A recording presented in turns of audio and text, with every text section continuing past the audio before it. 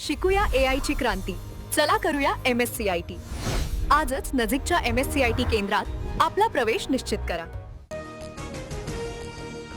चाणक्य, प्रजा आणि मॅट्रिक्सच्या एक्झिट पोलनुसार पश्चिम बंगालमध्ये भाजपची सत्ता ममता दीदींचं सरकार जाणार. तीनही पोलमध्ये भाजपला 150हून अधिक जागा तर टीएमसीला 130 जागा मिळण्याचा अंदाज. केरळमध्ये एक्झिट पोलनुसार उलटफेर, काँग्रेसची सत्ता येण्याचा अंदाज. डाव्यांची सत्ता जाणार. पीपल्स इन्साइटच्या एक्झिट पोलनुसार यूडीएफला 66 ते 76 जागांचा अंदाज.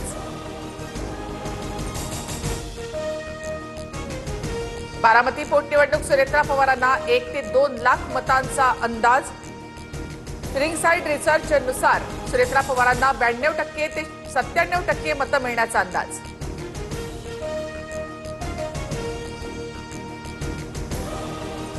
रिंगसाइड रिसर्चनुसार राहुरी विधानसभा पोटनिवडणुकीत अक्षय कर्डिलेंना 78 ते 83% मतं. 4 तारखेला निकाल लागणार.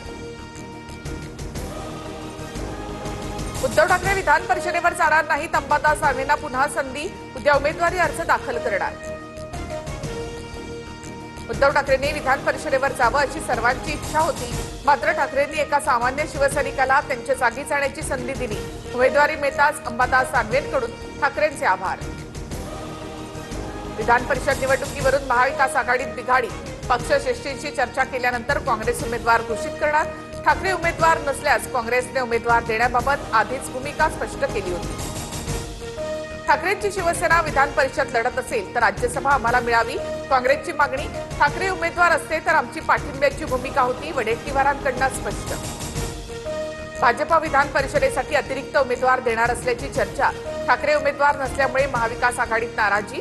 भाजप केंद्रीय पातळीवर चर्चा करण्याची शक्यता. सूत्रांची माहिती, राष्ट्रवादी आणि भाजपकडे अतिरिक्त मतं. शिवसेनेमध्ये पक्ष विलीन करण्यासाठी बच्चू कडू सकारात्मक. दिव्यांग आणि शेतकऱ्यांना न्याय मिळत असेल तर शिंदेंसोबत जायला हरकत काय, पण नुसत्या आमदारकीसाठी सोबत जाणार नाही, बच्चू कडूंची भूमिका. अजितदादांच्या राष्ट्रवादीकडनं झिशान सिद्दीकी यांना उमेदवारी मिळण्याची शक्यता. थोड्याच वेळामध्ये नावं जाहीर होणार. सूत्रांची माहिती. बागेश्वर बाबाने नागपूर पत्रकार संघात येत चमत्कार सिद्ध करावा. 80 लाख रुपयांचं बक्षीस देऊ. अंधश्रद्धा निर्मूलन समितीच्या श्याम मानव यांचं चॅलेंज. नागपुरात बागेश्वर बाबाचं श्याम मानव यांना आव्हान. मी 5 दिवस नागपुरात चमत्कार सिद्ध करा असं म्हणणाऱ्यांनी दरबारात यावं. बागेश्वर बाबाचा श्याम मानव यांच्यावर निशाणा. संगमनेर तालुक्यातील बोंदू राजेंद्र गडगेची न्यायालयीन कोठडीमध्ये रवानगी. गडगेला 14 दिवसाची न्यायालयीन कोठडी. जामिनासाठी अर्ज करणार. 6 आरोपी असलेले 2 आरोपी आणि गडगेची मुलगी अद्यापही फरार. अकोल्यामध्ये पुन्हा एकदा बोंदूबाबाचा टीसीएस धर्मांतर आणि लैंगिक शोषण प्रकरणी 4ही आरोपींना 2 मे पर्यंत पोलीस कोठडी. डिजिटल पुरावे, आर्थिक व्यवहार आणि आंतरराष्ट्रीय नेटवर्कच्या तपासाला अधिक गती मिळणार.